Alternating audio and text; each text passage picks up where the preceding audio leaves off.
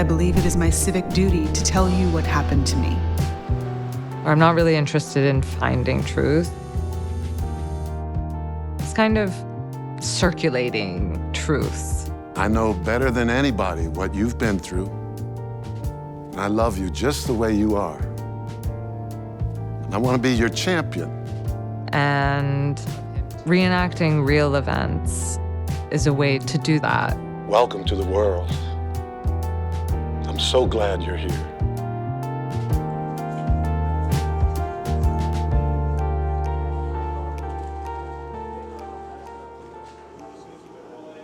Yeah, I think you'll take off one glove to like touch, and then we're gonna get close and it's dripping. Yeah.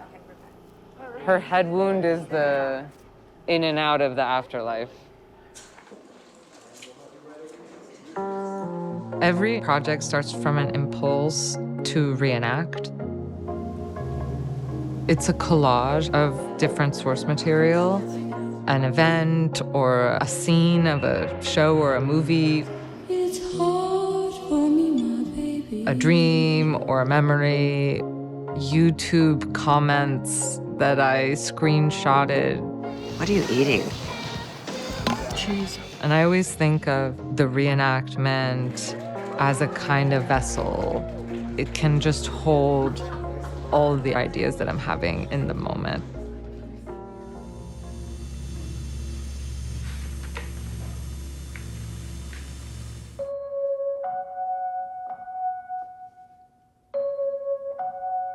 For the project Loophole, the first film in this trilogy, I was looking to do something about this 1991 William Kennedy Smith rape trial. I was interested in thinking about the Kennedy family as some kind of symbol of America. It's the most celebrated. And the trial was all on national television. Live coverage throughout the day. Now, when you saw her, you said she did not have her shoes on, is that correct? Yes. She did not have her pantyhose on, is that correct? She did not have her pantyhose on. I used transcripts, and then I really like the re-performance of that and the weirdness that comes through when it becomes a script. Your friend says that she was raped, is that right? Yes. What she tells you is that she wants her shoes. Is that correct? Yes. Several It times. can be inspired by real events, but it becomes fiction. Understand my question?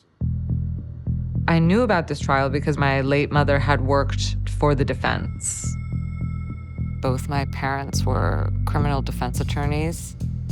Their work was really not that different from making any kind of art in a way, because the justice system in the US is so theatrical and so performative. I always think about how their work relates with the work that I make now. I like when my work is funny, but I want people to feel devastated. So you didn't take the pantyhose off in the car because you thought you were going on the beach? I don't know when I took the pantyhose off. Well, it had to be for some other reason that you took them off. I don't know. The summer wind came blowing in. There's some core aspect of my work that is expressing devastation that I feel with the cruelness of the world. Two sweethearts and the summer wind.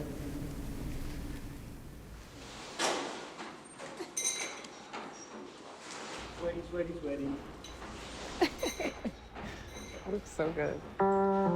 What I love about video, it's combining all these different art forms. Look. We all come together for these couple of days or this moment. For me, it's just electric. It's the best.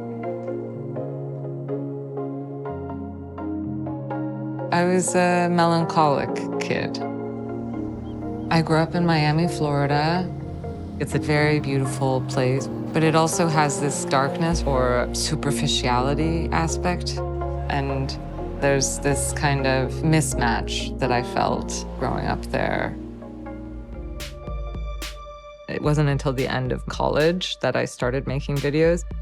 And at first it was simple, just using a camera on a tripod with just me in front of it, I don't know, doing stuff. Are you a little girl? Well, no.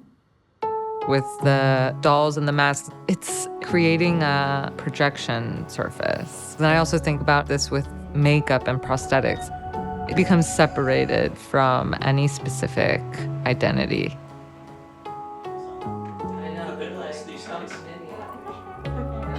It was really fun to work with a costume designer and also a fashion historian on this trilogy. Black and white. Yeah, in color, a little sus. But I like thinking about like what would this person wear. It's continuing the writing process. Ready? And action. It's all about a new year and a new millennium. You've got to have a new you. So come on back. It's mostly just smiling. I always knew that I wanted some segment of this trilogy to revolve around a 1990s style talk show. There's this reenactment from a specific Oprah episode from 1991 with this psychologist, John Bradshaw, who was a pioneer of the inner child language around trauma. It's okay to be afraid. I love you just the way you are. Very Dr. Phil. That's the inspo. It's like an idea of what a man wears. Yeah, I want to rehearse with Jim. Yeah, I'm sure he would love a small audience. Okay. Oh, yeah. You first need to relax yourself. And recall the first home you can remember as a child. And actually look for and try to visualize yourself as a little child in that house. He conducts this meditation for the audience.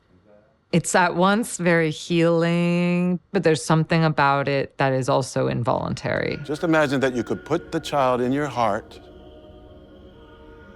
so that they're as close to you as the air you breathe. Jim Fletcher plays the defense attorney in the previous films. It's okay to be afraid. There's something very attractive about his performance and very moving about his performance. And have fun and play. We're gonna have a lot of fun together. I'm gonna see to it. But then it's also potentially very disturbing if it's connected to all of his other context in the project as a character. Our dark deeds will be revealed in time. There is no punishment at the talk show. Today, I'm surrounded by 4 rapists. Backstage, the women they raped, watch them tell all. Talk show exists across 2 timelines. The first being 1999, and the second one being the afterlife, shot in black and white. And the afterlife is dealing with cases from World War II. I was interested in that because there's this narrative that the US is the hero of World War II, but there's this more complex story. The way we discuss trauma and the language that's used now in popular culture, so much of that comes from these talk shows. Shame is an emotion of poverty. I liked thinking about a talk show as a kind of an alternative to a trial. I got to feel all the torment, pressure, and anxiety that I put on so many people. An alternative that doesn't result in punishment, but is not emancipatory either. PHC. People have choices. If your shadow belief is that you're a victim, then you are one. I wanted to think about not just individual trauma and individual inner child, but also our traumas and our collective past as a country and as a society. It's really important to me that my work complicates morality. I'm trying to find the space around truth.